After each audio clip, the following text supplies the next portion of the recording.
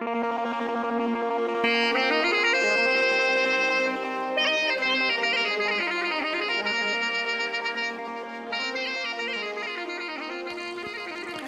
ገረብና የራያ ህዝብ የነጻነት ጥያቄ።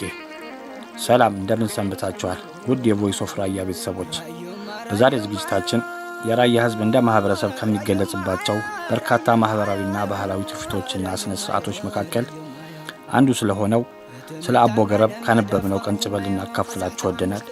አብራችሁን ቆዩ። ሁላችንም እንደምናውቀው ታሪክም እንደሚነግረን የራያ ህዝብ እንደ ማህበረሰብ በላዩ ላይ የሚጫንን አገዛዝና እሱን ተከትሎ የሚመጣ ጭቆናን እምቢ በማለት ለነጻነቱ ሲታገል የኖረ ህዝብ ነው። የራያ ህዝብ ላይ ከፍተኛ በደልና ጭቆና ካደረሱና አምሮ ከታገላቸው ስርዓቶች መካከል የአፄ ኃይለ ሥላሴ ዘውዳዊ አገዛዝ አንዱና ዋናው ነበር። የራያ ህዝብ ከማዕከላዊ መንግስት የሚመደቡ ጭቃሽሞች የማይወክሉት መሆኑን በመቃወም ነበር ዘውዳዊ ስርዓት ላይ ማመጽ የጀመረው።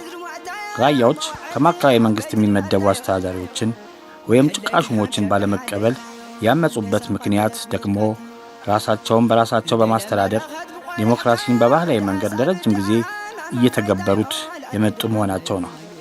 የራያ ህዝቦች በጭቃሽሞች የሚደርስባቸው በደልና ጭቆና በመቃወም የማይነካ የሚመስለውን ዘውዳዊ አገዛዝ በተደራጀ መንገድ መታገል እንደሚቻል በማሳየት ሌሎች የሀገራችን ብሔረሰቦች ፋና ወጊ መሆን ችለዋል። 1934 ዓ.ም ራያዎች በማዕከላዊ መንግስት የሚደርስባቸው ጭቆናና በደል በመቃወም ትግል የጀመሩበት ወቅት ሲሆን የአቦ ገረብ ባህላዊ አደረጃጀትም መዋቅራዊ ቅርጽ ይዞ የተከሰተው በዚህ ጊዜ እንደሆነ የተለያዩ መዛግብቶችና መረጃዎች ያስረዳሉ።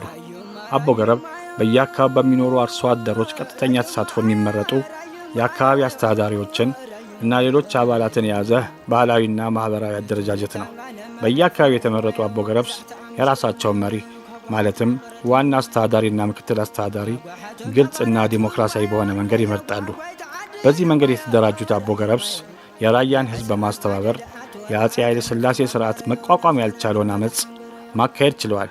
የራያ ህዝብ አይበገሬነት ከአቅሙ በላይ የሆነበት ዘውዳዊ አገዛዝ ከእንግሊዝ መንግስት ጋር በጋራ በመሆንና የጦር ጀቶችን በማሰማራት ህዝቡን በቦምብ በመደብደብ ጭካኔ የተሞላበት እርምጃ ወስዶ ለጊዜውም ቢሆን አመጹን ማስቆም ችለዋል።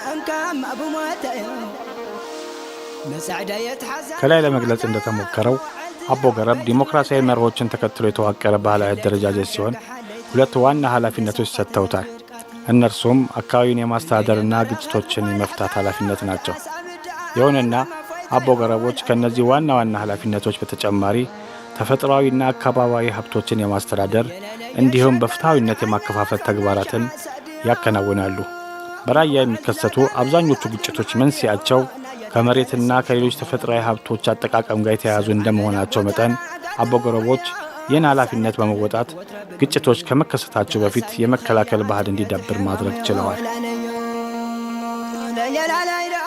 አቦ ገረብስ በጋራ ሆነው ያጸደቋቸውና በህዝቡ ዘንድ ቅቡልነትን ያገኙ መተዳደሪያ ህጎች ያላቸው ሲሆን እነዚህን ህጎች መጣስም ሆነ አለማክበር እንደ ጥፋቱ መጠን ለቅጣት የሚዳርግ ይሆናል።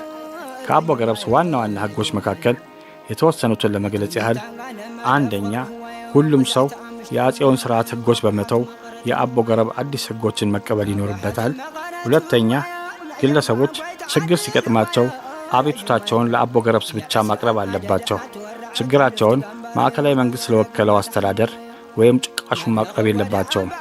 ይህ ህግ የአቦ ገረብስ ተቀባይነትን ከማሳደጉ በተጨማሪ ለጭቃሹሞች በጉቦ መልክ የሚሰጡ እጅ መንሻዎችን በማስቀረት ህዝቡን ካላስፈላጊ ብዝበዛ ማዳን ችሏል።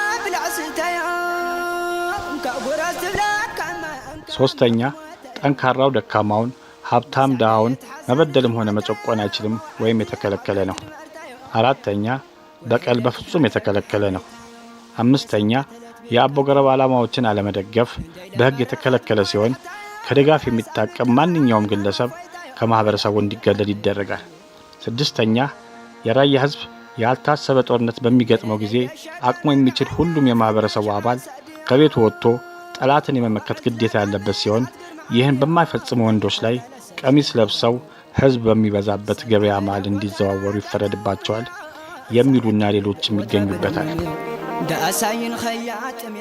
አቦ ገረብ እንደ ባህላዊ ትውፊት ከአካባቢው አልፎ እንደ ሀገር ምሳሌ ተደርጎ መወሰድ ሲገባው ከጊዜ ወደ ጊዜ እየተዳከመ እንዲመጣ ተደርገዋል። ዘመናዊ መንግስታዊ አስተዳደርና ተቋማት ባልተፈጠሩበት ዘመንም ሆነ ከዚያ በኋላ ባሉት ጊዜያት አቦ ገረብን የመሰሉ ባህላዊ የአስተዳደርና የግጭት አፈታት ዘይቤዎች የአካባቢን እንዲሁም የማህበረሰብን ሰላም ከመጠበቅ አንጻር ከፍተኛ ሚና ሲጫወቱ ቆይተዋል። ይሁንና ይህ ሚናቸውን እውቅና ከመስጠት ጀምሮ አደረጃጀቶቹ ተጠናክረው እንዲወጡ ከማድረግ ይልቅ ሆን ተብለው እንዲዳከሙ ተደርገዋል። በተለይም ህወሓት አካባቢውን በምስለኔ ባስተዳደረባቸው ዘመናት የአቦ ገረብ አደረጃጀት ሆን ተብሎ እንዲዳከምና በህዝቡ ዘንድ እየተረሳ እንዲመጣ ሲሰራ ቆይተዋል። የአቦ ገረብ መጠናከር የራያ ህዝብ የዘመናት ጥያቄ የሆነው ራስን በራስ የማስተዳደር ጥያቄ ተጠናክሮ እንዲወጣ በማድረግ ህዝቡን ለአመጽ ያነሳሳል የሚል ስጋት ያለበት የህወሓት ቡድን ይህን የመሰለ ባህላዊና ማህበራዊ አደረጃጀት እንዲዳከም አድርጎታል።